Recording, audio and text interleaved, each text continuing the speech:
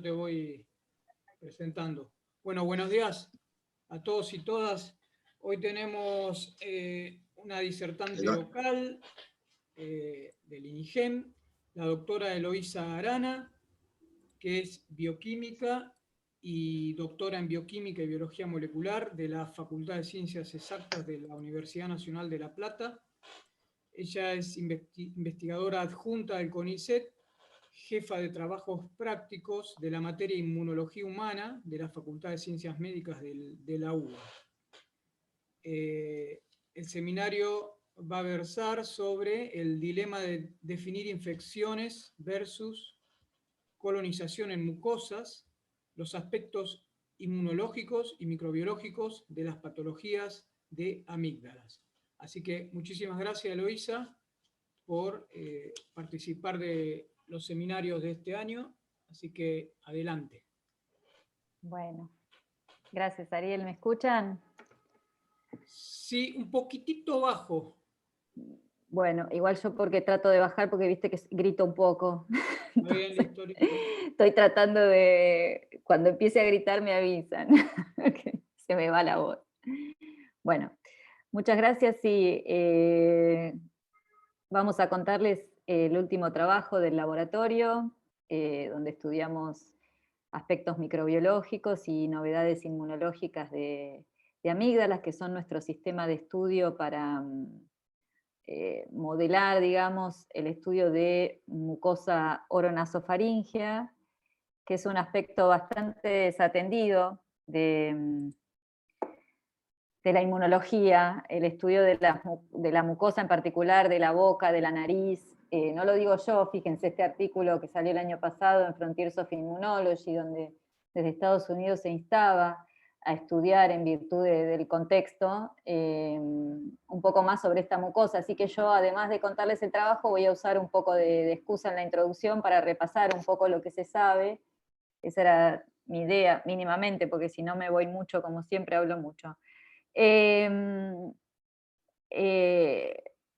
¿Por qué instaba a llamar a estudiar más esta mucosa? Porque definitivamente está muy demostrado que es el sitio por donde empieza la infección por SARS-CoV-2, la boca, la mucosa de la boca, la nariz, y también está documentado algo por la conjuntiva del ojo, pero que de todas maneras drena a los senos nasales. Así que, fíjense, salió perdón, a veces no me pasa la animación. En fines de marzo se publicó este artículo un poco monumental, miren la cantidad de autores en Nature Medicine, que hicieron biopsias de todas partes de la mucosa de la boca, estableciendo bien cómo es la cinética de la infección y por dónde entra, por dónde se establece. Y bueno, se supone que a partir de la infección establecida en esa zona, dependiendo de la resistencia inmunológica del huésped, de su sistema inmune, es que pasa de ser una infección de las vías respiratorias altas más que nada a, si las cosas no andan bien, o si el sistema inmune se ve desbordado, logra el virus llegar a hacer una infección respiratoria baja o una neumonía, que es la forma más grave, ¿no? La neumonía bilateral. Estoy hablando todo el tiempo de inmunidad de mucosas y yo no sé si los que no son inmunólogos del instituto tienen claro lo que es el sistema inmune de mucosas. Así que dediqué una diapositiva para eso. Los inmunólogos modelamos, por lo menos para enseñar o para estudiar, para comprender el sistema inmune en dos compartimentos macro, el sistema inmune sistémico y el sistema inmune de mucosas. Desde ya el más conocido es el sistema inmune sistémico, porque es el de más fácil abordaje, se puede estudiar en sangre humana o con modelos animales. Se usa mucho el vaso, que bueno, normalmente decimos en forma coloquial que es el que filtra la sangre. Además es el que se desafía cuando uno... ¿Ustedes ven cuando yo dibujo? Sí, Eloísa, se ve perfecto. Se ve perfecto. Bueno, va. Es el sistema inmune sistémico es el que se desafía con las vacunas administradas en forma parenteral, inyectadas. Entonces fue el primero estudiado, digamos, es el de más fácil abordaje. Lo que tiene el sistema inmune sistémico es que estudia los mecanismos inmunes operativos en zonas normalmente estériles. La sangre normalmente es estéril, el vaso filtra ese líquido estéril, y los otros ganglios linfáticos drenantes de las extremidades, por ejemplo, también son normalmente estériles, están protegidos por la piel, que es una barrera epitelial impermeable. O sea, para vulnerar la piel yo tengo que usar una aguja, una inyección o un insecto que sea vector, o me tengo que quemar o me tengo que lastimar. Entonces, el estudio del sistema inmune sistémico estudia los mecanismos operativos en esas zonas del organismo. La parte del estudio inmune de las mucosas investiga los mecanismos operativos justamente en las mucosas, que son epitelios semipermeables o bastante permeables, están adaptados, la mucosa respiratoria para el intercambio de gases, la mucosa gastrointestinal para la absorción de nutrientes y la mucosa genitourinaria para la excreción y para las funciones de reproducción. Entonces las mucosas son todos los recubrimientos de las cavidades internas, y ahí el sistema inmune muestra otra capacidad. Lo que vemos a nivel sistémico es la capacidad del sistema inmune de montar respuestas inmunes frente a lo que es no propio. Hay otra capacidad muy importante del sistema inmune y que alcanza su máxima expresión en las mucosas, que es, además de distinguir lo propio de lo no propio, dentro de lo no propio logra distinguir lo patógeno de lo no patógeno. Si todo anda bien, nosotros no montamos respuestas inmunes frente al aire que respiramos y a los alimentos que ingerimos cuando no tienen ningún elemento patógeno, a menos que seamos alérgicos al polen o a cuestiones alimentarias. Entonces, en las mucosas hay un muy fino equilibrio entre los mecanismos antiinflamatorios, que justamente nos protegen de montar respuestas inmunes contra cualquier cosa, y proinflamatorios, que nos protegen de cosas que efectivamente, o patógenos que efectivamente vengan con los alimentos ingeridos, el aire respirado o cuando tenemos relaciones sexuales, básicamente. El más estudiado, como dije antes, históricamente, por ser el de más fácil abordaje y porque la inmunología un poco se desarrolló a partir del descubrimiento de las vacunas, y las vacunas se inyectaban, como dije, o se aplicaban en un primer momento, aunque sea medio con cuchillos en el siglo XVIII, pero vulnerando la piel. Lo más estudiado históricamente es el sistema inmune sistémico. Cuando se empezó a entender un poco la importancia de las mucosas, obviamente además no lo dije, pero las mucosas están todas recubiertas por una microbiota, frente a lo cual tampoco montamos respuestas inmunes. Lo de más fácil abordaje y lo más estudiado en ese aspecto es la mucosa gastrointestinal, porque es la de más fácil abordaje en modelos murinos, ¿sí? Entonces, si bien está más atrasado el estudio de mucosas, hay bastante hecho, pero a nivel de mucosa intestinal, y se suele extrapolar lo que se sabe de mecanismos inmunes en mucosa intestinal a los otros sitios de mucosas. A mí, desde mi opinión personal y por lo que espero convencerlos hoy, me parece bastante erróneo esta extrapolación. Pero bueno. No sé por qué, Ariel, pero tengo problemas para pasarlo, por eso a veces se traba. Bueno, entonces de lo que vamos a hablar hoy es de lo que estuvimos trabajando en el laboratorio ya desde hace una década. Ya les he contado en otros seminarios nuestro trabajo en amígdalas. Las amígdalas forman parte de una estructura presente en el ser humano, que es el anillo de Waldeyer. El anillo de Waldeyer está conformado por las adenoides. Las adenoides son este par de amígdalas tubales, y la adenoide propiamente dicha, que está al fondo de la nariz, las amígdalas tubales también a los costados, pero todo, en general, por mi interacción con los otorrinos, ellos le llaman adenoides a las tres cosas, digamos, a este trío. Las amígdalas palatinas, que es de lo que voy a hablar hoy, y también tenemos una amígdala lingual por debajo de la lengua. son los primeros cuarteles inmunes. Esto es un conjunto de órganos linfoides secundarios. Para los que no están acostumbrados, los órganos linfoides secundarios es donde ocurre la presentación antigénica y el comienzo de una respuesta inmune adaptativa. Entonces este anillo de Waldeyer en humanos es el primer cuartel que se encuentran los patógenos al entrar por la nariz o por la boca. Y la verdad es que, como les digo, está bastante poco estudiado. Entiendo yo que porque el modelo que usan los inmunólogos por excelencia es el ratón, que no tiene amígdalas. Los ratones tienen un sistema asociado a mucosa nasofaríngea que está sobre el paladar, pero tiene incluso otro origen embrionario. Es bastante distinto histológicamente, e incluso en su origen embrionario, a lo que tenemos los humanos. Hay otros mamíferos con amígdalas, los camellos son muy estudiados, los perros, pero cada especie con su particularidad en este sentido. Incluso nosotros, las adenoides, algunas de las cosas que yo voy a decir para amígdalas respecto de sus epitelios, por ejemplo, no es lo mismo para adenoides, haré la salvedad cuando lo nombre, pero incluso, si bien se cree que el anillo es bastante redundante en cuanto a protección, o sea que por más que a nosotros nos saquen amígdalas y adenoides, todavía nos queda la amígdala lingual y tenemos los ganglios cervicales que también drenan antígenos y montan respuestas inmunes para toda esta región. O sea, aunque nos saquen la parte superior de este anillo, de todas maneras tenemos estructuras redundantes. Pero dentro del anillo, cada una de estas estructuras tiene su particularidad anatómica y eso influye en la cuestión inmune, como vamos a ver. Yo no sé si es que pongo el lápiz que...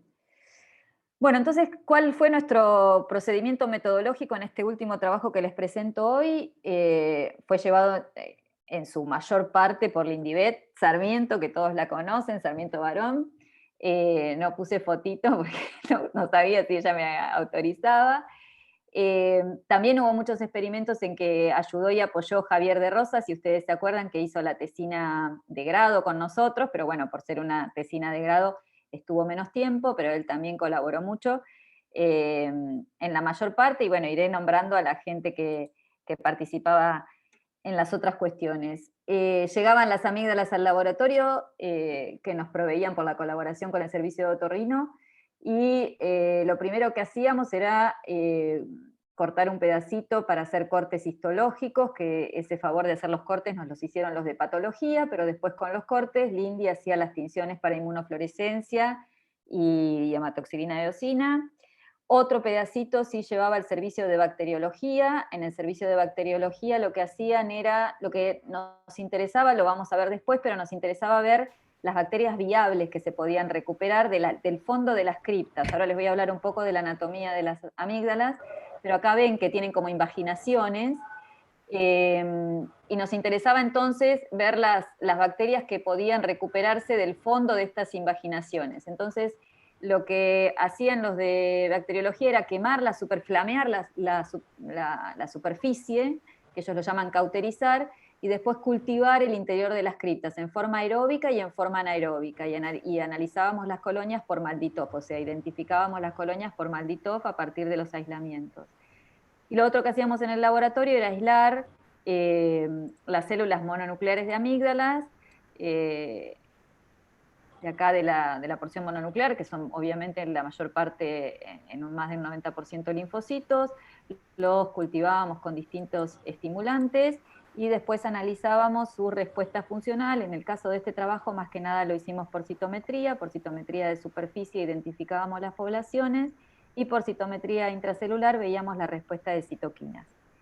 También para determinaciones moleculares guardamos células congeladas y células en trisol para analizar después a nivel de RNA. De eso hoy creo que no les voy a mostrar nada, pero bueno, es trabajo en proceso, y les había mostrado algo Javier cuando ha mostrado su trabajo en algún momento en el instituto. Veamos primero qué se observa a nivel histológico en las amígdalas palatinas, porque siempre yo voy a estar hablando de amígdalas palatinas, no de adenoides. Lo que no dije hasta ahora es que es un órgano linfoide secundario principalmente a linfocitos B. Predominan en la población linfocitaria, como en el vaso, los linfocitos B. O sea, en un 70%, depende un poco de la edad, pero siempre son más de la mitad, y sobre todo en chicos, de un 70-75% del órgano son linfocitos B. Ustedes pueden ver acá, a nivel histológico, los linfocitos B, no sé si se acuerdan, pero se ubican en folículos, en cualquier órgano linfoide secundario. Folículo primario que ve antígeno, linfocitos B residentes, vamos a hablar con propiedad, en folículos primarios que son activados en forma antigénica, empiezan a proliferar y forman centros germinales, transformando a los folículos primarios en folículos secundarios. Acá pueden ver que esta amígdala es una bolsa de centros germinales, o sea, cada una de estas estructuras, que ustedes ven todas pegadas, son todos centros germinales. En general, las amígdalas de los chicos se ven así, son bolsas de centros germinales. Los centros germinales son los hitos microanatómicos esenciales para la producción de linfocitos B de memoria y para la producción de células plasmáticas, productoras de anticuerpos, valga la redundancia. Acá puse una diapositiva para explicar un poco en forma, para recordarles, porque nos va a servir para lo que veamos después en forma más molecular lo que ocurre con esos linfocitos B que les comentaba, residentes en los folículos, al ver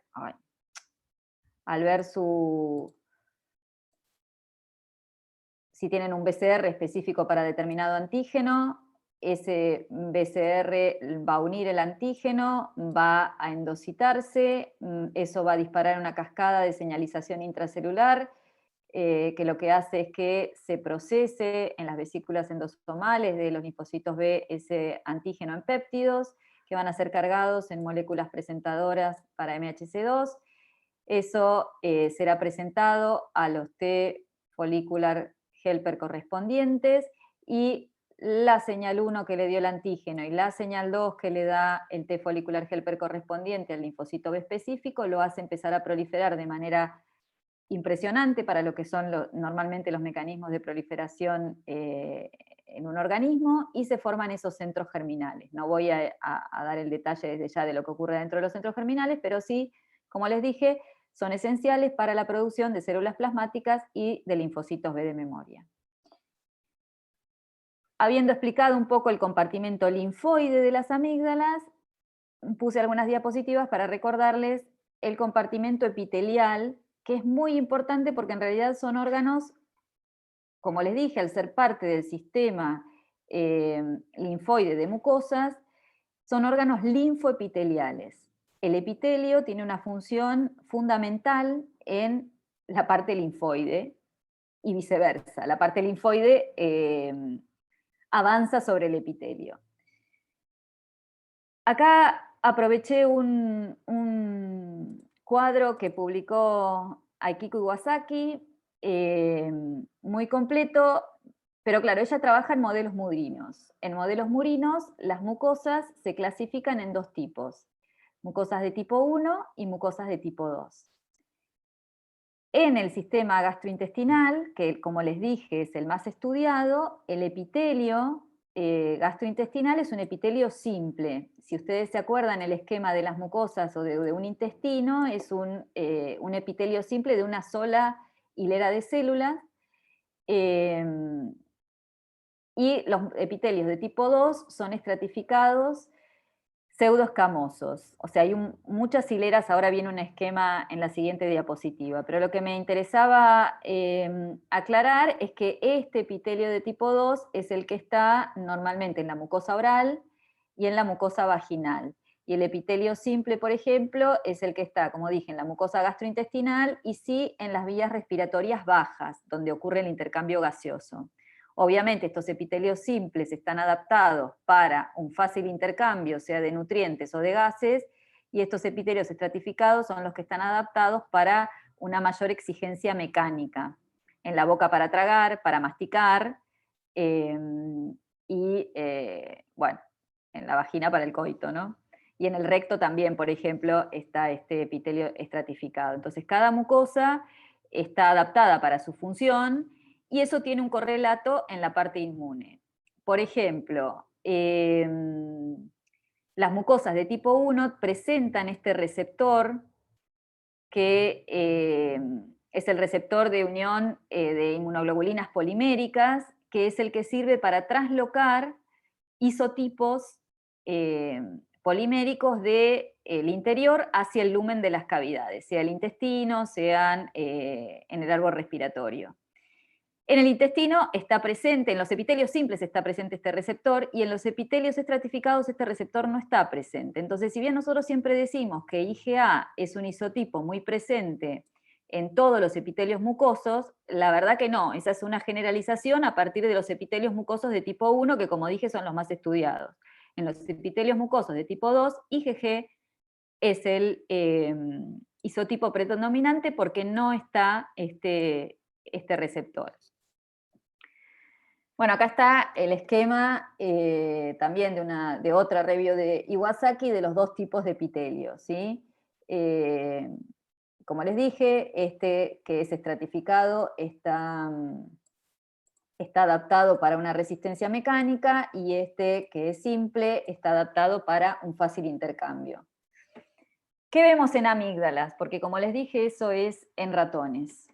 Las amígdalas que están al fondo está donde empieza la faringe, entonces por las amígdalas pasa todo lo que entró por nariz y todo lo que entró por boca. Las amígdalas presentan los dos tipos de epitelio. Uno, el estratificado, que vendría a ser el tipo 2 de los ratones, y otro que es solamente particular de las amígdalas, que se llama epitelio reticular. ¿Cuáles son las características del epitelio reticular? Entonces, a lo largo de todo el órgano, ustedes, justo elegí esta foto, porque alrededor de esta cripta son estas invaginaciones que presentan las amígdalas, que le permiten captar antígeno, porque las amígdalas no tienen vasos linfáticos aferentes, y captan antígeno por estas invaginaciones que les dije antes que tenía el órgano. Entonces, alrededor de esta cripta o invaginación ven de un lado el epitelio pseudoestratificado y del otro lado el epitelio reticular. Si ven el epitelio pseudoestratificado, se ajusta mucho al esquema que les mostré en la diapositiva anterior, con muchas capas de células. En azul están los núcleos. Con IgG y IgM ven el compartimento linfoide, porque como les dije, el compartimento linfoide es a linfocitos B, y entonces esto tiñe linfocitos B, tanto naive como de memoria, como células plasmáticas, porque como no podemos ver en la foto si es intracelular o está en la superficie de la tinción, la verdad que con eso vemos todo.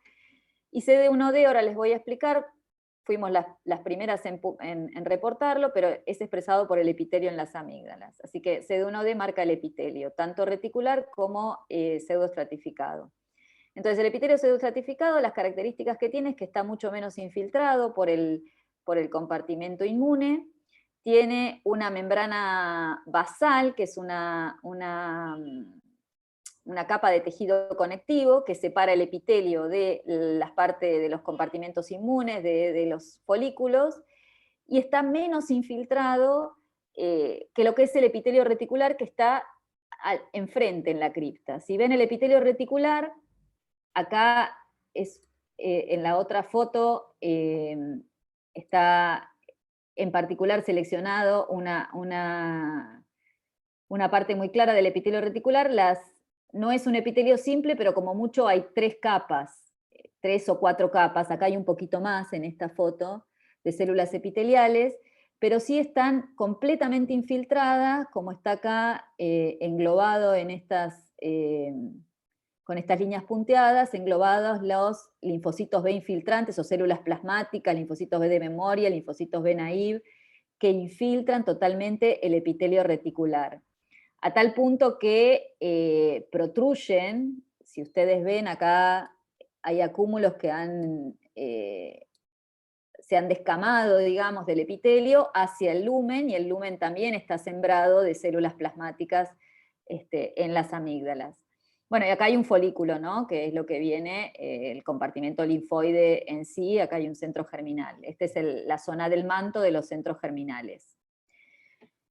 Esta estructura sí está solo presente en las amígdalas palatinas, el epitelio reticular en particular. El epitelio pseudoestratificado está en otros lados, sí como les muestro en esta diapositiva, por ahí en las amígdalas está un poco más infiltrado que en otras regiones anatómicas del cuerpo. Acá está marcada de todas maneras una célula plasmática, pero evidentemente nada que ver la infiltración que tiene el epitelio pseudoestratificado con el epitelio reticular. Entonces el epitelio reticular está más representado en el fondo de las criptas, como aparece en este esquema, y el epitelio pseudoestratificado está más que nada en la porción que este órgano linfoide secundario ofrece al lumen de la boca donde nosotros tragamos, ¿sí?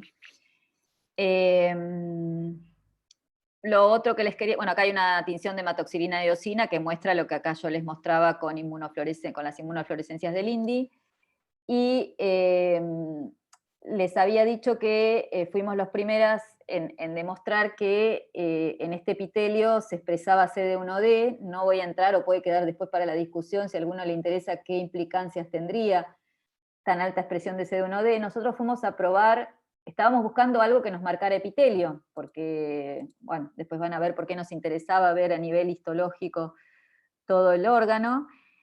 Y le pedí, nos prestó Gastón Amable y el grupo de Osvaldo Rey, ecaderina, que se sabía obviamente que era parte integral, como lo es de cualquier epitelio, pero claro, la tinción de ecaderina nos teñía más en las partes más cementadas, y este es un epitelio muy, muy permeable, muy reticulado, justamente su nombre lo indica, es como una red. Entonces coloreaba la ecaderina, pero no en una forma tan linda como descubrimos que nos marcaba el CD1D, y lo fuimos a probar porque, como les dije, cuando nos dimos cuenta de esta diferencia de las mucosas y de que era un epitelio de tipo 2, como lo era la vagina, en vagina sí estaba reportado que el epitelio de tipo 2 expresaba CD1D. Así que cuando los probamos, bueno, nos tiñó muy lindo en las amígdalas. Antes de continuar, les quería también hacer unas pequeñas aclaraciones sobre las muestras que nosotros recibimos, porque les hablé de que el estudio de las mucosas está trazado y que es dificultoso, y justamente está trazado y es dificultoso porque uno puede recibir muestras de cualquier mucosa humana cuando hay un problema. Entonces, les voy a decir por qué se dan las cirugías de amígdalas y cómo varían con la edad, porque eso también determina qué estudios podemos hacer. Este es un estudio que hicieron unos, si no me equivoco, son suecos o noruegos, no sé, nórdicos, pero nosotros vemos más o menos lo mismo, nada más que no tenemos tanto número de pacientes, pero en los 10 años que venimos trabajando en amígdalas vemos lo mismo. Hay 3 picos de edades en las que hacen pico las cirugías de amígdalas. En los niños en edades de 0 a 10 años, la mayor cantidad de las cirugías de amígdalas son por hiperplasia de amígdalas. Crecen tanto, como es el órgano, la época de esplendor de las amígdalas, la etapa de la niñez hasta la pubertad, porque algo que no dije aún es que las amígdalas involucionan a partir de la pubertad. Algunos niños, por alguna razón, alguna de mis hipótesis tienen que ver con eso, pero por alguna razón les crecen de una manera tal que les ocluyen la luz respiratoria, y básicamente entran casi en hipoxia. Dependiendo del grado de oclusión, a veces las cirugías tienen que ser incluso de urgencia. Entonces, de 0 a 10 años, la mayor parte de las cirugías son por hiperplasia o hipertrofia de amígdalas.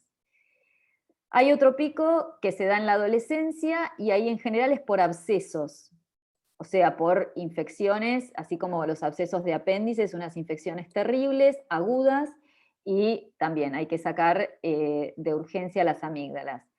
Pero son de tamaño normal, no son hiperplásicas, se da por una infección aguda que forma un absceso. Y después de los 20 años en adultos, infecciones crónicas. Entonces, los 3 grupos de patologías corresponden a 3 grupos etarios, y las amígdalas recibidas son distintas. Acá está un poco, bueno, lo que les explicaba, que la hiperplasia se da en la niñez, que los abscesos se dan en la adolescencia, y que en edades adultas más que nada se sacan por infecciones crónicas. Entonces lo que uno ve a nivel histológico es completamente distinto. Entonces eso determinó que, dependiendo de las cuestiones que nosotros quisiéramos estudiar en el laboratorio, pedíamos muestras de distintas, esto lo fui aprendiendo igual con el tiempo porque no está tan claro ninguna, encontré hace poco ese artículo que yo venía observándolo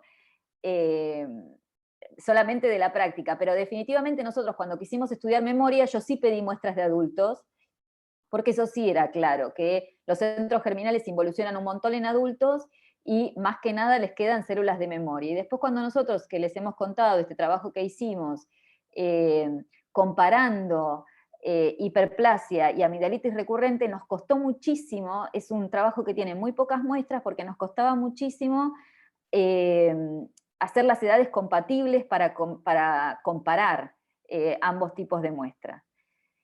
En el caso del trabajito que les voy a contar hoy, entonces nos enfocamos, como queríamos ver, queríamos profundizar el estudio de la hiperplasia o la hipertrofia, pedimos ya directamente solamente muestras pediátricas y trabajamos con solo un tipo de patología.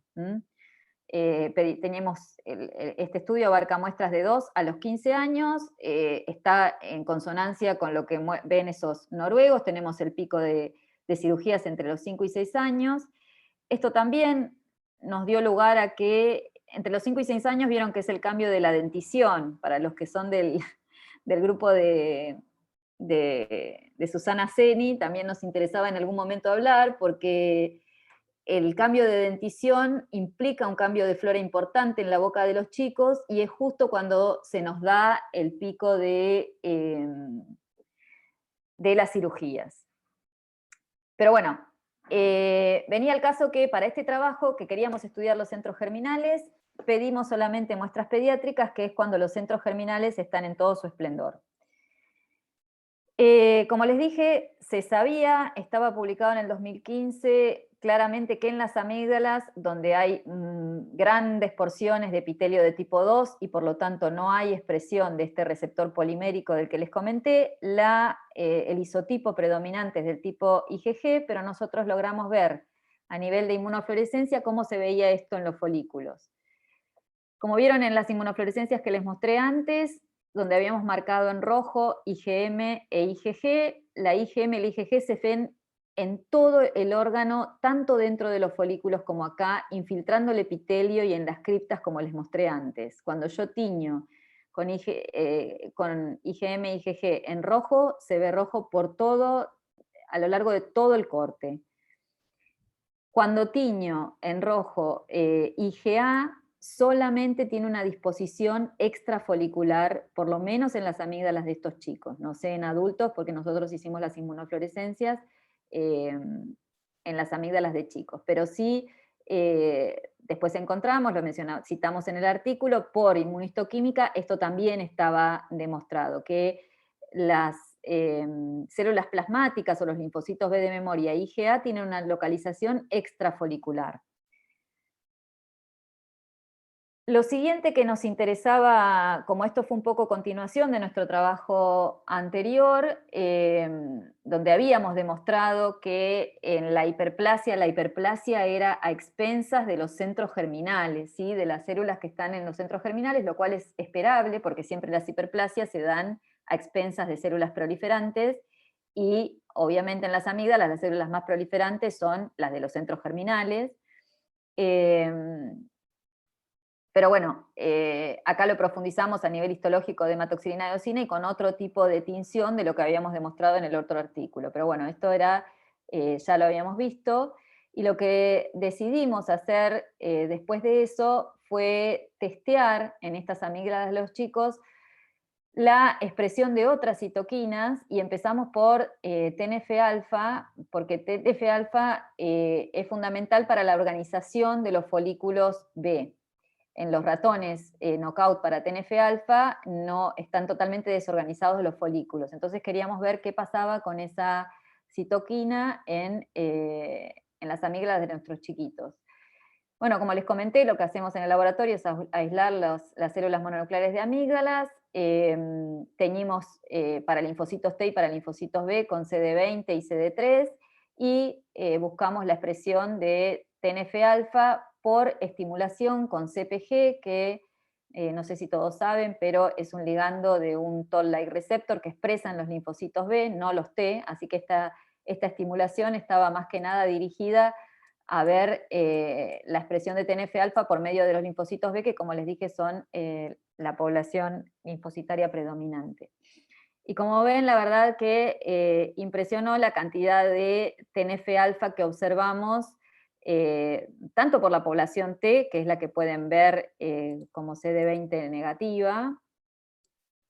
Esta expresión de TNF-alfa corresponde a los linfocitos T, pero también la expresión de TNF-alfa por los linfocitos B, más que nada a las 24 horas post-estimulación específica para los linfocitos B, ¿no? Fíjense que casi la mitad de la población B está expresando TNF-alfa y ustedes, no sé si están todos muy al tanto de la parte inmunológica, pero los linfocitos B no son células secretoras de citoquinas por excelencia. Son más que nada productoras de anticuerpos y presentadoras de antígenos. Su función secretora de citoquinas, si bien la hacen, es más bien secundaria en su fisiología, pero evidentemente en estas amígdalas realmente alcanzan niveles de expresión de TNF-alfa bastante impresionantes. Lo que marqué acá con estas líneas punteadas es que los linfocitos B estimulados y que expresan TNF-alfa bajan la expresión de CD20.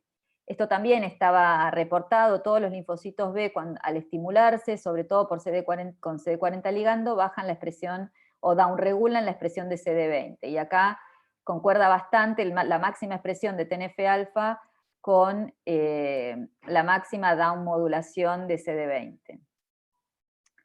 Bueno, un poco contabilizamos, nos impresionó tanto la cantidad en relación a lo que expresaban los linfocitos T, que decidimos evaluar cómo se comparaba con la secreción de los linfocitos T, esta expresión de TNF-alfa proveniente de los linfocitos B, así que lo que hicimos, la estrategia fue seleccionar las células TNF-alfa positivas totales, y dentro de esa población ver cuántos eran linfocitos B que estaban secretando TNF-alfa y cuántos eran linfocitos T que estaban secretando TNF-alfa.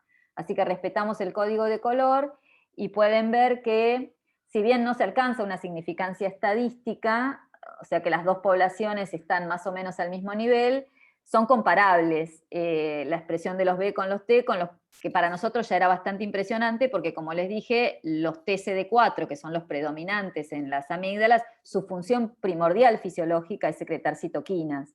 Entonces que los B estén a la altura de los T a nivel de secreción de esta citoquina era bastante impresionante. Sobre todo pensando que estos chicos tienen tal cantidad de linfocitos B capaces de producir TNF-alfa ahí en las amígdalas, porque ya vimos que eran un 70 o un 80% del órgano, ¿no? Como nos fue difícil convencer a los revisores de esta expresión tan importante de TNF-alfa, nos pidieron un montón de controles que hicimos y los voy a mostrar ya que los hicimos. Una de las cosas que desvelaba a uno de nuestros revisores era que esta downmodulación de CD20, que como les digo, yo le había puesto 3 papers porque está hasta descrito el mecanismo, cómo se produce esta downregulación, pero con razón, o sea, por eso le hicimos los experimentos para convencerlo, él dudaba que esa población CD20 negativa fuera alguna población proliferante, o que se hubiera, como usamos esta estimulación con TLR, que fuera algunas células de la inmunidad innata que estuvieran proliferando mucho y que de pronto secretaran también TNF-alfa. Entonces nos empezó a hacer, nos pidieron que testeáramos que otras poblaciones linfoides o de células linfoides innatas no estuvieran contaminando nuestros linfocitos B.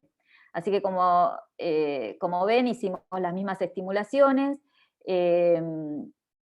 Lo que hicimos fue seleccionar las poblaciones CD3 negativas y CD20 positivas, y dentro de esas poblaciones lo que buscamos fue la expresión de CD11C, por ejemplo, para descartar de que fueran células dendríticas las que estaban contaminando nuestra población.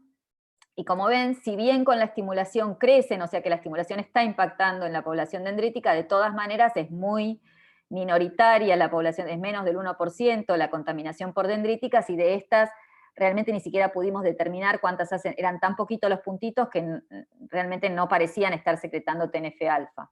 También también teñimos para, también teñimos para macrófagos con CD11B y bueno, como pueden apreciar, no vemos macrófagos, o sea, directamente también seleccionamos CD3 negativas y ahí buscamos la expresión de CD11B y lo que ven marcado con un rectángulo son las CD11B negativas, que son la mayoría, no hay CD11B positivas, ¿no?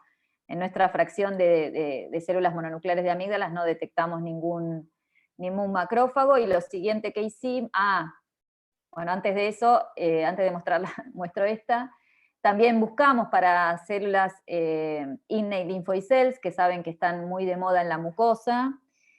En nuestra fracción de amígdalas, que es la fracción que nosotros purificamos por Ficol, la verdad que también es súper mínima la fracción de tanto células natural killer como ILC1, ILC2 e ILC3. O sea, imagínense que estas son los niveles de menos del 1% de población total de esas células. De esas, las que se pueden secretar TNF-alfa, también Lindy hizo la tinción de TNF-alfa, pero no había puntitos, no muestro porque realmente no se veía nada. Les muestro las poblaciones totales para que vean lo poco que es.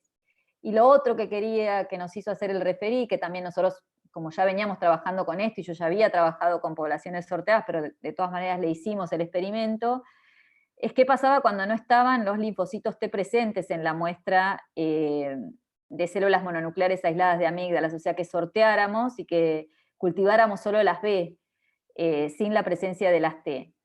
Que la verdad que no es como están en las amígdalas están las T, en los folículos también, pero bueno, lo hicimos. Lindy lo hizo, porque ella siempre hace todo.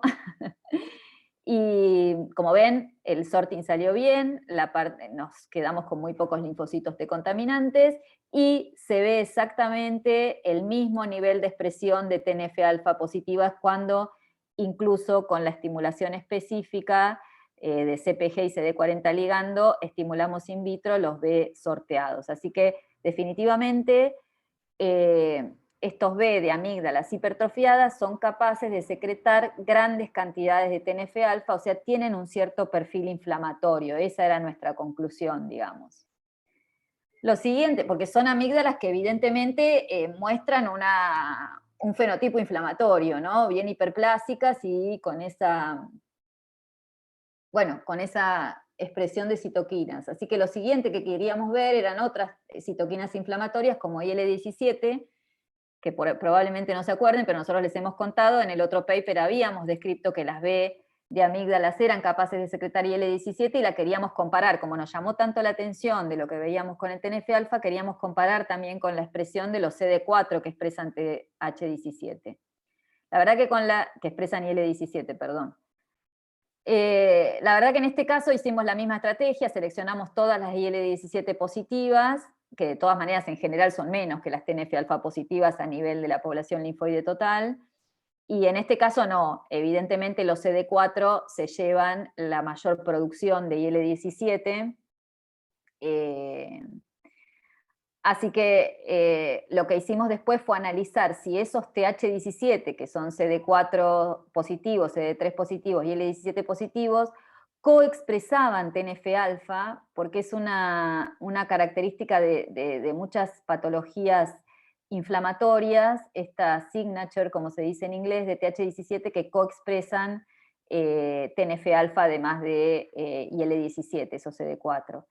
Y la verdad que es importante la coexpresión por estos linfocitos T de IL-17 y TNF-alfa. El 60% de las células estimuladas, si ven acá, coexpresan la IL-17 con TNF-alfa. Así que realmente la población linfoide aislada de estas amígdalas tiene gran capacidad inflamatoria en lo que respecta de citoquinas. Nosotros en el otro paper, no lo puse acá porque ya, miren ya el tiempo que voy, estoy por terminar, pero me llevaba mucho, pero habíamos demostrado además la producción de IL-8, IL-6, IL-17 por el compartimento B, y en los otros papers lo habíamos demostrado incluso por Bioplex. Pero bueno, para ir terminando, nuestra idea era un poco tratar de entender por qué, como les dije, no se sabe por qué hay algunos chicos que les pasa esto, de que las amígdalas de pronto sufren tanta hiperplasia y se ponen tan inflamadas, y otros chicos no. Y la verdad que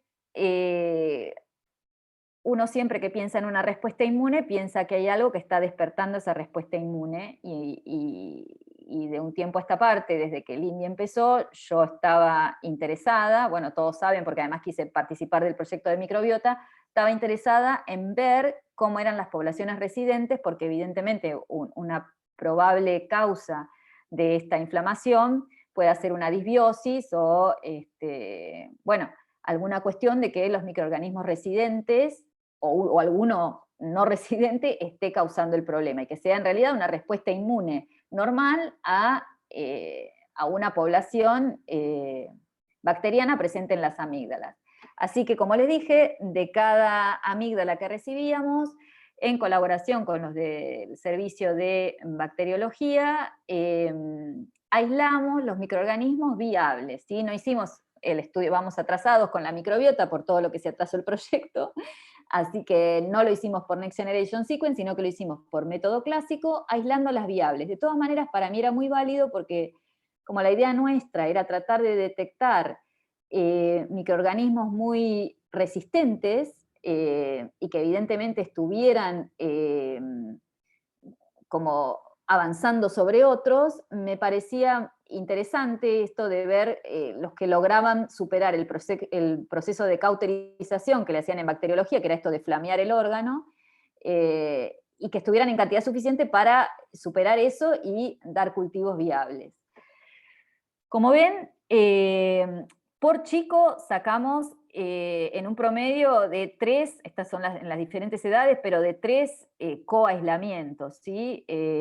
O sea, realmente tuvimos una cantidad muy impresionante de aislamientos totales, e incluso de aislamientos por chico, teníamos hasta 5 o 6 en algunos casos. Dentro de estos aislamientos, hay algunos que los microbiólogos los llaman patobiontes, porque son comensales normales o microorganismos que pueden encontrarse normalmente en las fauces, pero que son potencialmente peligrosos, tanto en las fauces como en otros lados. Entre esos encontramos, bueno, se lleva a las palmas el Staphylococcus aureus, después le sigue el Streptococcus pyogenes, que es el de la angina estreptocócica. De Pneumoniae encontramos mucho menos, pero les hago la salvedad que nosotros en el país, para Pneumoniae, para meningitidis, tenemos vacunación obligatoria. Para un serotipo de Haemophilus influenzae también, pero nosotros no lo serotipamos, con lo cual no sabemos acá qué estamos aislando, si es el que es target de la vacuna o no. Bueno, acá están, nada, estas son cosas que pusimos en el paper que no vienen al caso, estos son todos los aislamientos en detalle, pero lo que sí nos importaba básicamente es que ninguno de estos aislamientos era una cosa normal, o sea, todos están descritos como microbiota normal en las fauces, entonces, si uno quiere, no explicaría la reacción inflamatoria. Pero entonces quisimos ver cómo estaban o cómo se veían a nivel de tejido, porque si son comensales deberían estar por lo menos en el lumen o adheridos en la parte de afuera. Esa es la característica de los comensales. Si penetraban el epitelio, entonces dejan de ser comensales porque evidentemente están mostrando alguna acción virulenta. La vulneración del epitelio es un factor de virulencia. Entonces lo que hicimos fue hacer, lo que hizo el INDI, fue hacer hibridización in situ, usando una sonda para bacterias en general, o sea, es general porque detecta el RNA ribosomal bacteriano, y la sonda está en verde, y como ven, lo que detectamos era que evidentemente las bacterias estaban muy adheridas a los epitelios, y en muchas de estas amígdalas pudimos documentar su vulneración del epitelio y su llegada al compartimento linfoide.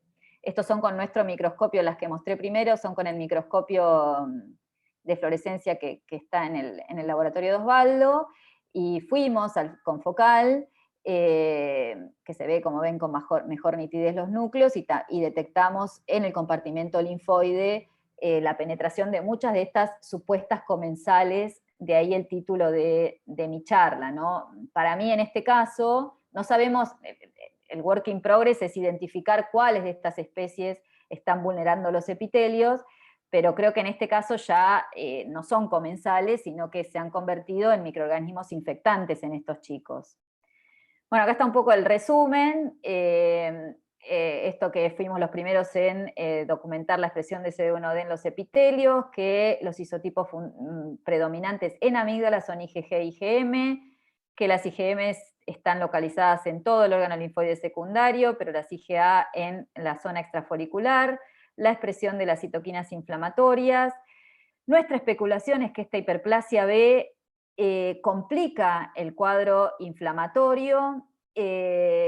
Esto también puede confirmarse por el fenotipo de las TH17, que las especies bacterianas que encontramos son comensales normales, pero que han penetrado la barrera epitelial. Quería terminar con lo que pensamos hacer. Todos, a partir de cuando Lindy ya vio que por hibridización in situ veíamos la vulneración de los epitelios, empezamos a los aislamientos, llevarlos a La Plata, donde hay gente que trabaja en biofilms, para ver si estas bacterias que habíamos aislado eran capaces de formar biofilms, estaban adaptadas para su crecimiento en biofilms, que es lo que le puede dar este cambio en su forma de vida que las vuelva patogénicas. Lo otro que estamos analizando por PCR son las posibles poblaciones virales, que evidentemente no están haciendo una infección aguda, ¿no? Lo que queremos detectar es sus ácidos nucleicos en forma latente, pero también es de interés. Seguimos con el proyecto de microbiota, esperamos poder secuenciar para comparar con lo que rescatamos en forma viable. También Lindy está tratando de ver citoquinas in situ por inmunofluorescencia y medir inmunoglobulinas en saliva como respuesta a estos microorganismos. Y lo otro que me interesa mucho, por lo que le pasa a estos chiquitos y por ciertas ideas en boga en el campo de la inmunología, que no sé cuánto estarán al tanto, pero es estudiar un poco las adaptaciones metabólicas en estas amígdalas, que son parte, hoy en día se las conceptualiza como parte del sistema inmune, para limitar el daño tisular que provocan justamente las respuestas inmunes, o sea, para limitar la inmunopatología. Por ejemplo, cuando hay una infección por malaria, no sé si ustedes vieron que como la infección por malaria lo que hace es hemolizar, no sé si es la palabra, pero rompe los glóbulos rojos, hay el organismo fisiológicamente responde produciendo más glóbulos rojos. La idea es estudiar en amígdalas cuáles son las adaptaciones metabólicas de las células linfoides justamente frente a esta inmunopatología que observamos en estos chiquitos. Y bueno, lo que empezamos estudiando fue las ectonucleotidasas CD73 y CD39, que también tienen una expresión impresionante en amígdalas. Nada, termino agradeciendo a todos los que han colaborado en el trabajo. Ya nombré a Lindy y a Javier. Raquel Rodríguez es la médica, muchos la conocen, que ha empezado también a trabajar con sus pacientes alérgicos, y a Pablo, que nos ayuda en lo molecular. La citometría, agradecemos a Ariel y a Pachi, que además para satisfacer a los referidos los hicimos venir de urgencia. La microscopía de fluorescencia, las chicas, bueno, María Elisa se fue, pero también nos fueron de gran ayuda. Viviana Paoli y Claudia Barbieris, de los servicios de otorrino y de microbiología del hospital, un 10 total. La verdad que sobre todo Viviana, súper implicada en el trabajo. bueno, y la gente de anatomía patológica, etc. Hay una cosa, por si hay un llamado a subsidio, ya que es del instituto, y se quiere prender conmigo un subsidio grande, mi próximo delirio es organoides de amígdalas.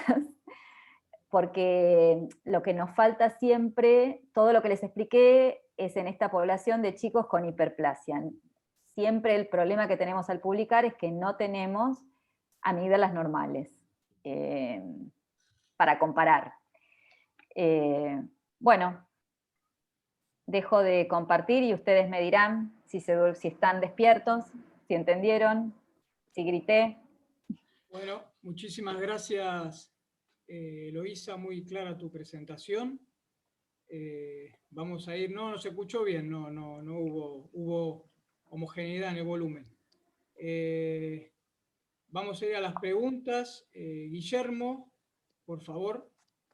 ¿Qué haces, Eloísa? La respuesta, muy interesante. La respuesta a tu pregunta es sí, sí, no. Estamos despiertos, se entendió, no gritaste, así que estuvo bárbaro. La verdad que te felicito, un laburo increíble. Del Indy, que nada. Bueno, sí, de ustedes, del grupo, sí.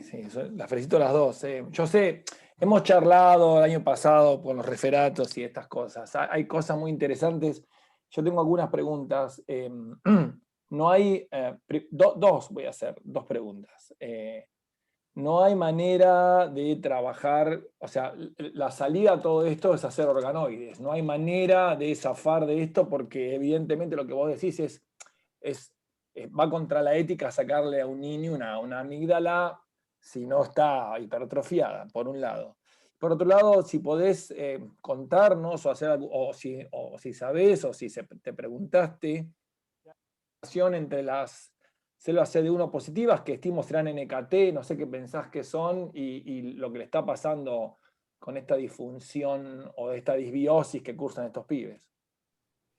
Bueno, dos cosas. Con respecto a lo primero, te imaginarás que ya me exploré todas las vías, las cosas que pensamos para lograr amígdalas, porque incluso lo traté con la otorrino. La otorrino en un momento me dijo, ¿sabes qué? Podemos usar, que lo hacen los de Córdoba, perdonen, lo voy a decir, pero ella me lo dijo así, podemos usar amígdalas de chicos Down, que se lo sacan por cuestiones de las cosas anatómicas de la cara de los chicos, que muchas veces no están hipertrofiadas, no es por cuestiones otorrinolaringológicas, a eso voy, sino por cuestiones de la cara, no sé. Ella me dijo eso. Y la verdad que yo le dije, Viviana, no me parece que sean un control tampoco válido células trisómicas a células diploides normales, con lo cual lo descarté. Lo que sí le pregunté yo es a nivel forense si se podían conseguir. Chicos, tuve que pedir esto. En mí, ¿vieron cómo soy yo de insistente? ¿Pero qué hace el mundo? ¿Trabaja con organoides? No, el mundo no, por eso no se sabe nada. Claro. Por eso estamos como estamos. Fíjense que con la infección yo creo que los chicos, sinceramente, pero esto también es porque yo trabajo, pero nadie habla de que puede ser de que los chicos, donde las amígdalas están en su mejor desarrollo, por eso se defienden mejor frente a esta infección que empieza en la boca, que los adultos donde este órgano ya involucionó completamente. El problema es que el mundo tiene el mismo problema y además en el mundo incluso operan menos que acá por cuestiones que creo que ya hemos discutido en otros seminarios, pero incluso tienen menos disposición de estas muestras. Bien. Hubo una época de oro cuando la sacaban mucho en el mundo, que eran los años 70, pero no se sabía tanto de inmunología, con lo cual había un montón de cosas que no se estudiaron en su momento. A lo que voy, pregunté a nivel forense, y me dice ella, primero que las muestras de chicos son muy pocas, muchos menos que de adultos, y lo que necesitamos nosotras son de chicos, para que nos den con la... Son muy pocas, y además, así el chico vaya a donar los órganos, lo último que van a sacar son las amígdalas para cuando lleguen, incluso si yo hiciera el papeleo, ya están todas muertas para el tipo de estudio funcional que yo pretendo hacer. Con lo cual también por ese lado lo dejamos de lado. Con lo cual es un problema que tenemos todos. ¿Te acordás de la carta que hice para Croti, que tampoco tenía controles? O sea, no, ya sé, por eso ya lo sé. Del estudio. Y al mismo tiempo está relacionado con lo que me preguntás de CD1D. CD1D, para los que no saben, es una molécula presentadora de lípidos, que le presenta lípidos a linfocitos NKT. Por ahí ya me estoy metiendo en una cosa inmunológica pero para contestarle a él. Entonces, estas células NKT, nosotros tenemos un paper en células NKT y reconocimiento de lípidos. Estos lípidos normalmente pueden estar en las bacterias, también pueden ser lípidos de tumores, de tejidos propios. Entonces, en general pueden ser tanto una respuesta regulatoria de NKT, que podría explicarse que hubiera algún mecanismo fisiológico tratando de contrarrestar la inflamación vía citoquinas antiinflamatorias de NKT, pero todo es pura especulación y yo no sé si en las amígdalas de un chico normal, este es el tema y por el cual no hemos profundizado, es si hay ese nivel de expresión de Claro. CD1D. Básicamente no lo sé. Ni siquiera se pueden hacer biopsias, porque otra cosa que yo le pregunté a Viviana es, che, ¿no podemos hacer una biopsia en los chiquitos? Claro, Aunque no, sean no. mis hijos. Y me dijo, no, porque es una zona que muy, para las hemorragias, no sé si alguno lo operaron de amígdala, pero un riesgo es el riesgo de hemorragia en esa zona. Entonces tampoco se hacen biopsias de amígdalas. Claro, por eso te hacían comer helado en los 60 cuando te operaban. Claro, Claro, sí. claro. O sea que Para el mundo, cauterizar, para cerrar. la salida que tiene hasta ahora el mundo científico es organoides.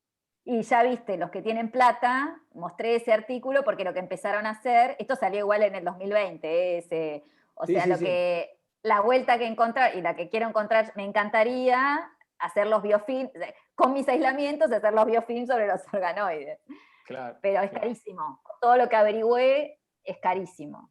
claro, claro. Bueno, gracias por la respuesta. Eloísa, yo tengo una pregunta dirigida un poco en esto de la limitación que tiene el enfoque investigativo respecto a los controles, ¿no? ¿No podría el estudio microbiológico que se hizo en amígdala, no podría de alguna forma ser reemplazado por una muestra oral menos invasiva? No sé, se me ocurre, por ejemplo, los hisopados de Fauce, que son muy comunes en la niñez para la búsqueda de estreptococos piógenes. Una muestra de ese tipo para profundizar más en el estudio de la microbiología oral. ¿Podría? Para, ¿Entendés sí, cuál es para la la, pregunta? bueno, para la secuenciación es lo que propusimos nosotros como control, pero para esto no, porque te expliqué qué es lo que sacamos del fondo de las criptas. Viste que te dije que incluso flameamos la amígdala para asegurarnos, porque lo que yo quería ver eran justamente especies invasivas, que se bancaran cualquier cosa. Que no va a ser lo que yo saco, o sea, esto es lo que recuperamos viable después de flamear ese cacho. Entonces es lo que suponemos que está escondido en el fondo de esas invaginaciones o criptas a donde no podés llegar con un hisopo a un chico pobrecito, no. O sea, Para el estudio de la microbiota, sí, todos tienen, o sea, en un servicio de otorrino van chicos que consultan por otra cosa, por oído, y entonces les sacás, es lo que lo que íbamos a hacer o vamos a hacer para la microbiota, pero no es un control de esto. o sea, esta parte microbiológica que ustedes están viendo es lo que en un momento, lo que vos dijiste que se llaman patobiontes. No. Los patobiontes son los que son potencialmente patogénicos. O sea, dentro de todo lo que aislamos Streptococcus salivarium, ponele, que eso nunca nadie demostró que te haga nada y que tenemos todos. Los patobiontes son, por ejemplo, el Streptococcus piógenes, que sí tenemos muchos como portadores sanos y que en otros dan la angina streptocócica. O sea que no se sabe por qué, en algunos son comensales que no les pasa nada, no le hacen ningún efecto, ninguna cuestión patógena, y en otros sí. Después, hay otros microorganismos que nadie da ninguna patología, a menos, viste, qué sé yo, que tengas un SIDA ya desarrollado, no sé, pero eso fue lo que marqué de los patobiontes. La torta es solo con los patobiontes, que eran meningitidis, que es el meningococo, Haemophilus influenzae, aureus y piógenes, que es muy normal que también den meningitis, además de patologías complejas de garganta, y no sé qué más puse, pero... neumonía, el neumococo. Está bien, gracias. De hecho, Ana, la verdad que lo interesante es que yo de comparar lo que está publicado afuera, creo que se ve el impacto de nuestras vacunaciones y creo que la vacunación llega. En el caso de algunas bacterias llega, que era la otra preocupación que hay con el SARS-CoV-2, si lo que nos inyectan por vía, lo que decíamos hoy, le decíamos a Leo, que él puede estar teniendo la infección en boca y nariz, porque eso es mucosa, y él lo que se hizo fue desafiar al sistema inmune sistémico, o sea que él tiene anticuerpos circulantes, que lo que van a hacer va a ser impedir que el SARS-CoV-2 pase de la mucosa orofaringea por vía sanguínea que se vaya al pulmón. Lo que no se sabe bien es cuánto de eso bloquea la infección en mucosa. Y la verdad que lo que yo veo es que bloquea la colonización, porque hay lugares, por ejemplo en Nepal, hay un estudio de Nepal porque están tratando los nepaleses de que les pongan un calendario mínimo y sacan Corynebacterium difteriae, que es el de la difteria, que nosotros no encontramos en ningún chico, porque se vacuna acá contra la difteria, así que evidentemente impedimos la colonización. Encuentran Pneumoniae en muchos lugares donde no es obligatoria como acá, y nosotros casi no tenemos, había en un solo chico. Y lo próximo es pedirle a Viviana que me pase los calendarios de vacunación, a ver si efectivamente estaban vacunados. Pero nosotros vemos el impacto de nuestro calendario de vacunación si vos comparás con otros lugares donde no se vacuna ni para neumococo ni para meningococo en forma obligatoria. Perfecto, muchas gracias. Ana Rodríguez, tenés una pregunta. Bueno, sí, bueno, primero las felicito a las dos, está buenísimo todo. Quería saber si pensaron en medir algo de respuesta específica contra los patógenos que encuentran, ya sea en las células, BET y en anticuerpos. Nombraste que iban a medir anticuerpos en saliva, si esos anticuerpos van a ser específicos o van a medir cantidades totales. Sí, queríamos medir en saliva. De hecho, esta chica que es alergista, que empezó en el laboratorio, Raquel, ella incluso puede hacer las órdenes para pasarlo. Nuestro problema también es presupuestario de ella. Y en el hospital se quedaron sin kits de saliva, o sea, está todo para SARS-CoV-2 e incluso ella tiene un montón de problemas. Se tuvo que hacer ella y se tuvo que ir a hacer determinación en saliva a otro lado. Así que por ahora no podemos, y nosotros hasta que no nos efectivicen el PICT tampoco podemos comprar. Pero la idea era ver respuestas específicas en saliva frente a algunos, por lo menos frente a los que nosotros sospechamos que pueden hacer biofilms. Sobre todo Aureus, la verdad que es lo que más vemos, no sé, Lindy dirá. Y sí, un sueño de Lindy que yo nunca le doy, pobre, como ella es bacterióloga más de grado, ella sí quería purificar, no sé qué diga ella, si se habilita el micrófono, pero quería hacer con los superantígenos, estimular in vitro, qué sé yo, y bueno, no sé, quizás le falte mi empujón. Yo le digo que, o sea, a mí me excede metodológicamente de lo que yo estoy acostumbrada, quizás debiéramos hablar con ustedes o con más, pero a mí un poco traer al laboratorio que nosotros hacemos cultivos primarios de células, cualquier cosa, cualquier ensayo de ese estilo me da como, o sea, no lo podríamos hacer en nuestro, te imaginarás que Leo y todas las chicas me matan, no, o sea, hasta ahora no encontré la forma. No, pero se puede hacer, porque es mucho más específico que ver con un ligando de TOL, que activas todo, ahí ves. Claro, pero ahí la respuesta. perdón, yo que siempre le insisto a él, pero bueno, a veces lo que ella dice nos supera un poco el poder trabajar con bacterias, pero la idea es como inactivar a las bacterias, o por lo menos inhibir su crecimiento y cultivarlas con linfocitos B y linfocitos T, aislados también, y ver la respuesta inmunológica directamente contra los patógenos. Por ahí, también por eso él lo comentaba, que queremos trabajar con los de La Plata, hemos enviado algunas bacterias para ver precisamente si las que hacen biofilms, o por ahí Staphylococcus aureus, y estos que se ha descrito ya previamente tienen alguna capacidad de incidencia directa sobre la respuesta inmunológica B. Pues eso es también ver algo de superantígenos. Bueno, yo sueño con un montón de protocolo que podemos hacer, porque como que esta parte de las amígdalas para mí son un órgano espectacular, y la vez pasada estuvimos haciendo un curso en B y casi nadie maneja este órgano, casi nadie lo trabaja.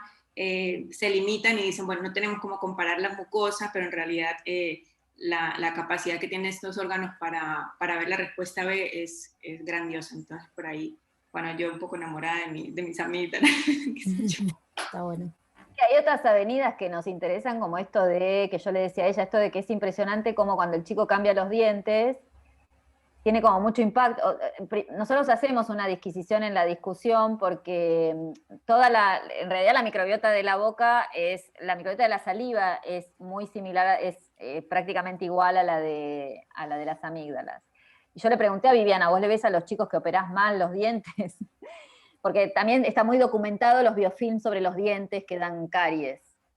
Y ella me dijo, sí, la verdad que las bocas son un desastre todas, pero para mí era, a los que atienden en el hospital, para ella era también la situación socioambiental de estos chicos, lo que ella pensaba de los dientes. Necesitamos por ahí un estudio un poco más, pero todo lo que sea a nivel microbiológico que me empecé a meter es bastante, lo mismo esto de la a veces no solo quizás sea que sea el Staphylococcus aureus que puede hacer un biofilm, sino esto de, nos pusimos a analizar cuáles son las que siempre se aíslan juntas, porque a veces dos tipos de microorganismo en conjunto te pueden dar problemas al huésped, ¿no? Ver cuáles son las que siempre coaislamos. Pero bueno, son un montón necesitamos tiempo y por ahí un poco más de sistematización. Bueno, Susana Seni tiene otra pregunta. Hola Eloísa, muy lindo el trabajo.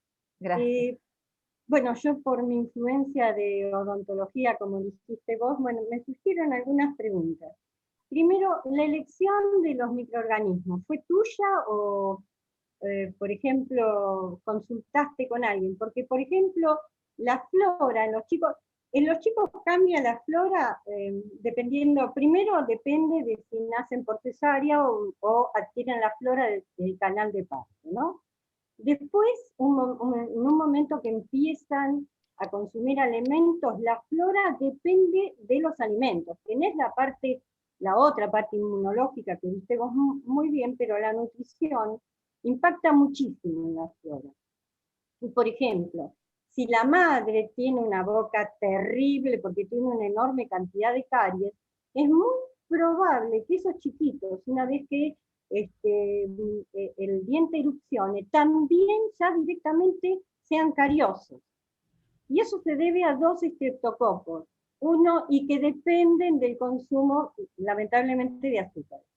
Uno es el Streptococcus sanguinis, que es uno de los más importantes que hay, pero el otro, el que forma el biofilm, y que es muy patogénico, es el Streptococcus mutans. ¿Sí? Y yo no vi que haya estado, capaz se me perdió, ¿no? Pero el Streptococcus mutans produce en la boca un estado inflamatorio crónico, por eso seguramente la médica ve esa alteración. ¿Sí? Sí, Entonces, a ver, te estaba buscando cuánto es, no sé si lo llegan a ver. Lo que hay de... Sí, bueno, no, lo que te iba... Yo no elegí esto es una base de datos que tiene el Malditoff, o sea, todas las bacterias que se pudieron recuperar, ellas las identifican. Entonces, son las bacterias que pudimos recuperar, no es que yo elegí nada. No, está bien. Lindy Mutans teníamos, no lo veo acá, pero, o por ahí me confundo con mitis. Yo, perdónenme, pero imagínense que yo cursé, o sea, es estos últimos 2 años que estoy con la bacteriología y a veces me da vergüenza de mí misma las cosas que digo, pero lo que es importante considerar es el tipo de dieta de estos chicos, porque seguramente ese desastre que ven en las amígdalas sea, como te digo, por esa inflamación crónica que produce el alto consumo de azúcar, ¿sí? Y que hace que disminuya el sangre y se aumente muchísimo el mutans y el proceso cariogénico. Aunque no lo creas, los chicos no tienen en general periodontitis, ¿sí? La periodontitis es una enfermedad del adulto, pero en cambio sí pueden dar lugar a infecciones de naturaleza cariosa. Como te dije, este es un estado inflamatorio que evidentemente no solamente altera las encías, sino el resto de los órganos. Así que sería muy interesante, ¿no? Ver si tiene alguna implicancia en todo esto. No, definitivamente pensábamos subir, ya te digo, yo esto lo vi ahora, por ejemplo, el máximo, y leí ahora, yo no estaba con esto, pero leí, siempre me llamó la atención en realidad por ser mamá y porque dije, ay, mira, los 5 y los 6 años justo cambian, veo que la composición de la saliva es importante y que... No cambia nada si no cambias la dieta. Una vez que se estableció, se estableció. Lo único que aumenta es la cantidad de flora y disminuye la diversidad. Pero una vez que está establecida es muy difícil cambiarla. La vas a cambiar o porque le das un antibiótico, o porque cambias la dieta en una forma drástica, pero si no, es muy difícil la variación. Bueno. Según los odontólogos. Claro, yo porque lo leí, la verdad que lo leí y cito el paper donde dice que el mayor cambio de microbiota es con el cambio de dentición, pero es un paper que cité porque lo encontré y lo cité porque a mí me llamaba la atención, la verdad que no Pero es que... justamente vos fíjate que al cambiar la dentición se produce el destete, como nosotros lo hacemos en los animales. No, pero yo digo la dentición, no, pero yo digo la dentición de... No cuando empiezan los dientes de leche, sino que digo el cambio de diente de leche, lo que se da a los 6 años, a dentición permanente. Ajá. No. Eso digo, que ponían como el máximo cambio de... Pero la verdad que es lo que leí... Yo tengo entendido, una vez, claro, no, yo tengo entendido que una vez que cambió, que la aparición ya de los dientes, ya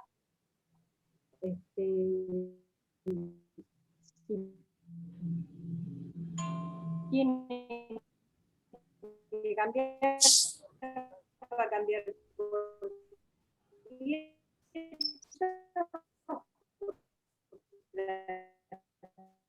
escuchamos muy entrecortado, Susana. No, te perdimos. No, que yo sepa no cambia, pero bueno, las cosas cambian también. Sí. No, también había también hay un estudio. No, te digo que...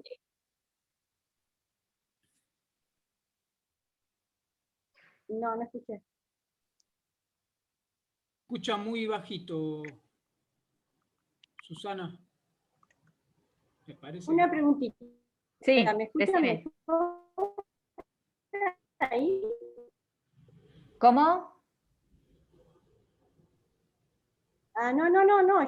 Los estudios pueden, pero según los odontólogos, la dentición o digamos, la permanente o la dentición inicial no varía mucho la flora, solamente es está relacionada al cambio de dieta, ¿no? Que se produce en esos dos casos.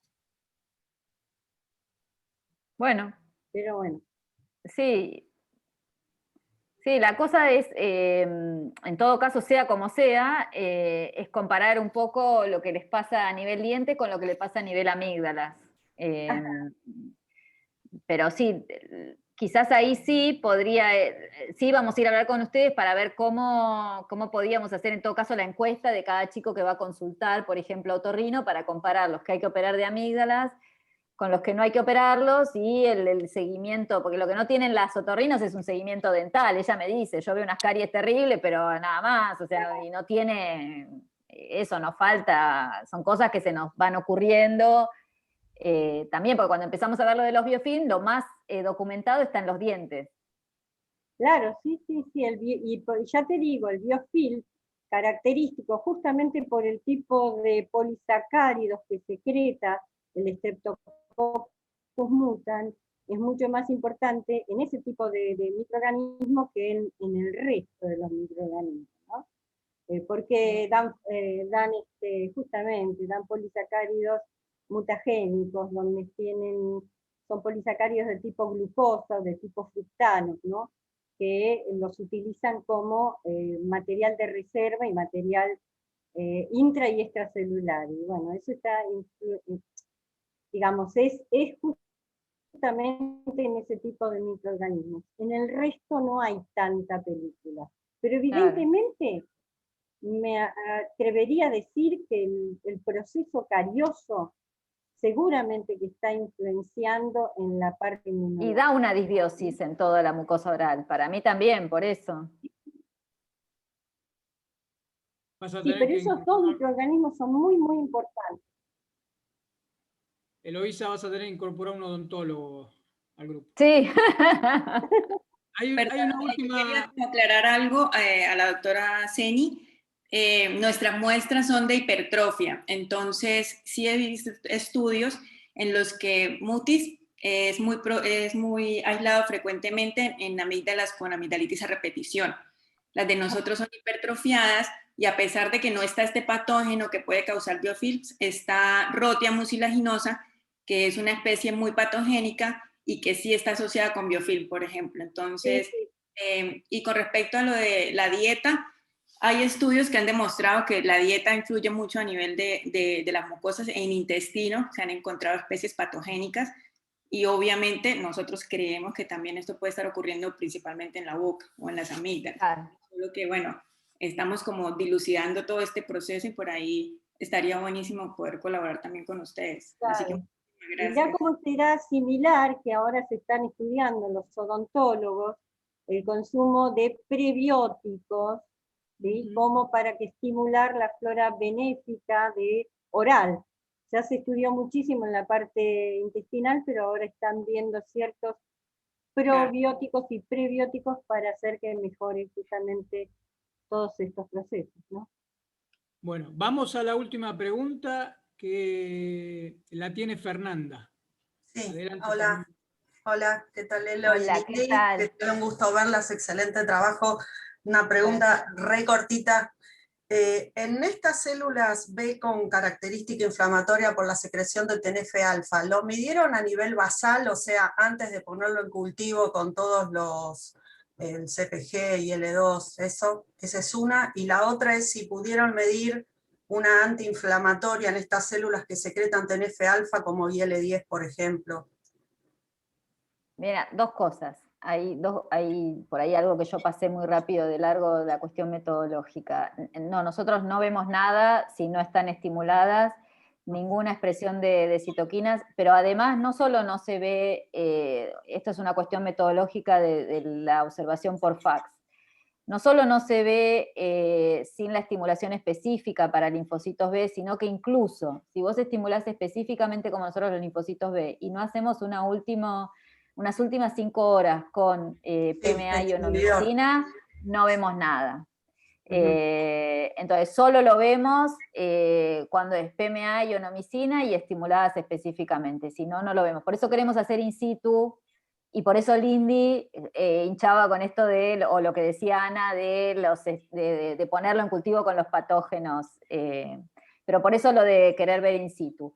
Y lo otro que era... ¿Se habían medido IL-10, alguna antiinflamatoria en IL-10 esta nosotros población? medimos antes, el paper anterior, que no tenía tiempo de recordar. Sí. Nosotros entendemos que estas amígdalas hipertrofiadas secretan, las B tienen mucha menor capacidad de secreción de IL-10 que las de, sí, secretan muy poca IL-10 comparadas con las de la otra patología, que es la de amigdalitis recurrente, así que supone, en este caso, la verdad que no podíamos, hicimos las tinciones de IL-10, pero casi era indetectable, por eso no mostré nada, porque es feo mostrar algo que no podemos detectar, pero sí era bajísima, las hizo con eso y no detectábamos nada. En estas poblaciones había muy poca secreción de IL-10. Así que sí, tienen más que nada un perfil proinflamatorio desde nuestra óptica. Perfecto. Bueno, gracias. Muchísimas gracias entonces a todos. Gracias, felicitaciones nuevamente a Lindy y Eloísa por todo el trabajo. Y así que damos por terminado. Nos vemos en la próxima. Hasta luego. Gracias a todos. Chau, chau. Chao, chicas.